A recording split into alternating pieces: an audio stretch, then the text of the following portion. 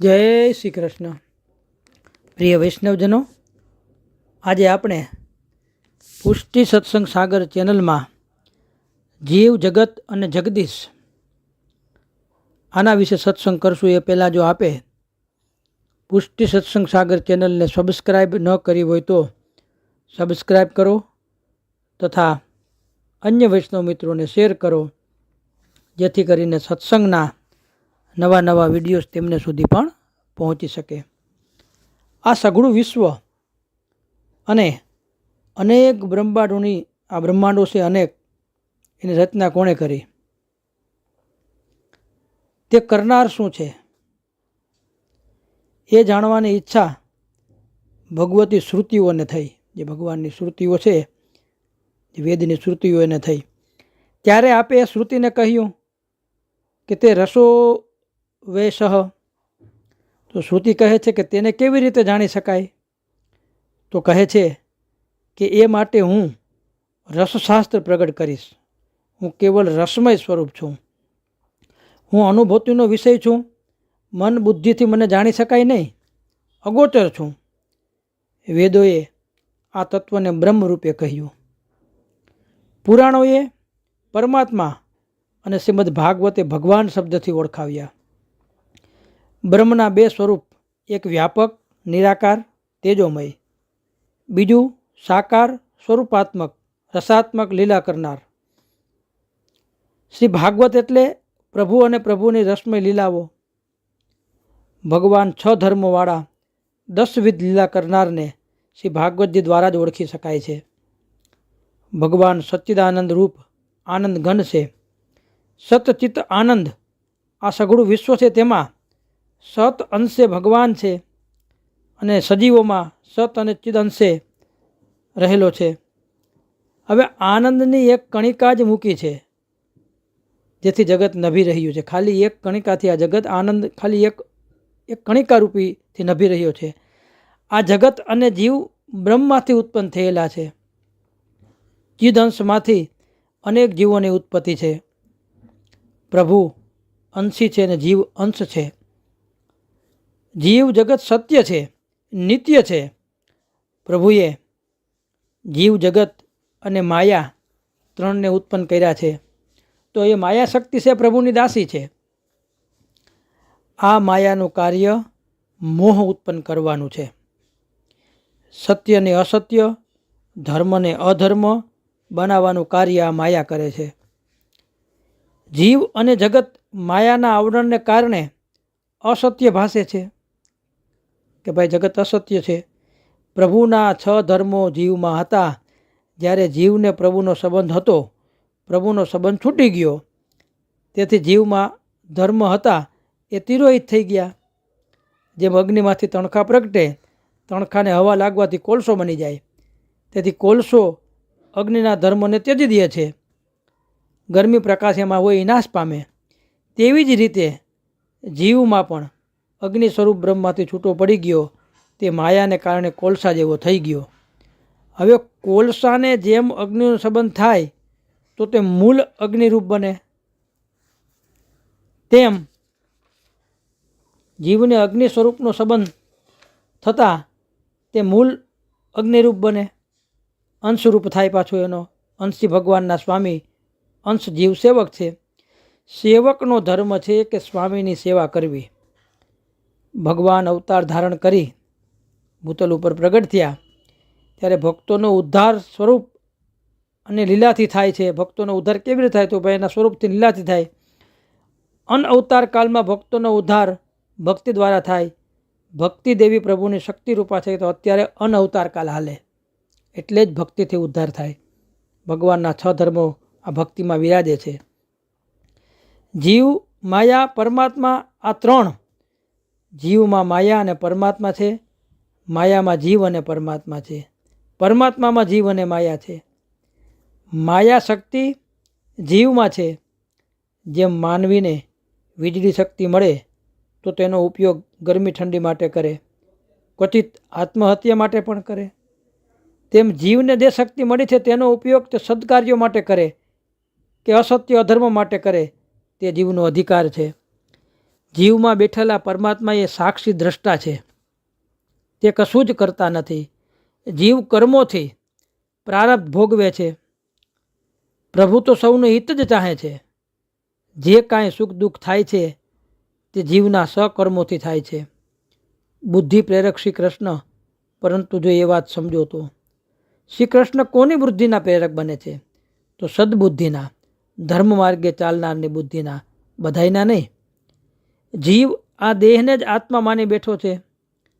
જો તે એમ જાણે છે કે દેહ હું નથી, હું જીવાત્મા પ્રભુનો સેવક છું, જો આ જ્ઞાન થવાથી જ જીવ પુષ્ટિ માર્ગ ઉપર ચાલી શકશે, અન્યથા નહીં. જીવ માયાના લીધે આ નાશવંત દેહ, પરિવાર, ઘરને પોતાના માનીને સમય શક્તિ વેડફી રહ્યો છે. એ નિત્યનો સંબંધ નિત્ય સખા પ્રભુ સાથે છે. આ સમજવાની જરૂર છે. શ્રી વલ્લભે જીવને બ્રહ્મ સંબંધ કરાવી તેનો પ્રભુ સાથેનો સંબંધ કરાવી દીધો છે. મનથી જે પ્રતિકૂળ છે તેનો ત્યાગ અને અનુકૂળ છે તેનો સેવામાં વિનિયોગ કરાવવો, એ મુખ્ય વાત ગ્રહણ કરવાની છે. પુષ્ટિ માર્ગનું સાચું જ્ઞાન શાસ્ત્ર, ગ્રંથ અને સત્પુરુષોના સંગથી પ્રાપ્ત થાય છે. પુષ્ટિ જીવને સેવ્ય ગોલોકધામસ્થ સ્વરૂપ સેવામાં પધરાવી આપ્યું. તેને 84 વૈષ્ણવ 252 ભગવદીઓની જેમ સાક્ષાત અને સર્વસ્વ માની શ્રી વલ્લભની આજ્ઞા પ્રમાણે મેંડ મર્યાદાથી સેવા કરી. અહમતા મમતાનો ત્યાગ કરી હું દાસ છું, આ સઘળું મારું નથી, પ્રભુનું છે. જે કાંઈ થાય છે તે પ્રભુ ઈચ્છાથી જ થાય છે. કરતા કારવિતા શ્રી હરિ જ છે. કરતું અકર્તું અન્યથા કરતું સર્વસમર્થ હરિરાય. આ પ્રભુ જે કાંઈ કરે બધું પ્રભુના હાથની વાત છે. આ ધ્રુવ સત્ય મનથી નિશ્ચય કરી વર્તો. મારું ધ્યેય પ્રભુના ધામમાં જવાનું છે અને મારું લક્ષ્ય મારું સેવ્ય સ્વરૂપ. પ્રેમ, આસક્તિ કેવલ સ્વરૂપમાં જ જરૂરી, અન્યમાં નહીં. અન્ય સર્વ સ્વરૂપમાં આદર, સ્નેહ જરૂરી હોવો જોઈએ. અનાદર એ દોષ છે, તો એ અનાદર ન હોવો જોઈએ. કે જેમ પતિવ્રતા સ્ત્રીનું સર્વસ્વ તેનો પતિ જ, એમ બીજા પરિવારની પણ સેવા કરી એનો ધર્મ છે અને એ કરવો જોઈએ. પણ એક જે એનો પતિવ્રતા ધર્મ તો એના પતિ સાથે જ બજાવે છે. આજે પુષ્ટિ વૈષ્ણવો અંધશ્રદ્ધા, અજ્ઞાન, અન્યથા જ્ઞાન, અંધકારમાં ભટકી રહ્યા છે. માર્ગના મૂળ ગ્રંથોનું શ્રવણ મનન નથી. શુદ્ધ પુષ્ટિ માર્ગીય સત્સંગ નથી. તેથી ફલથી વંચિત રહે છે. સ્વરૂપ જ્ઞાન વિનાની સેવા ક્રિયાત્મક છે, ફલરૂપા નથી. સ્વરૂપ લીલા ભાવના સમજીને સેવા કરવી. ગુણગાન પણ સ્વરૂપ અનુસંધાનથી કરાય તો ફલરૂપ બને છે. તીક્ષ્ણ બુદ્ધિ, નિર્મળ હૃદય અને તંદુરસ્ત દેહ, આ ત્રણ હોય ને તો જ ભગવત માર્ગે ચાલી અને ભગવત પ્રાપ્તિ અવશ્ય કરી શકાય છે. વૈષ્ણવોમાં પેલું સ્નેહ, બીજું સમજ, ત્રીજું સહિષ્ણુતા અને ચોથું સરળતા જરૂરી છે.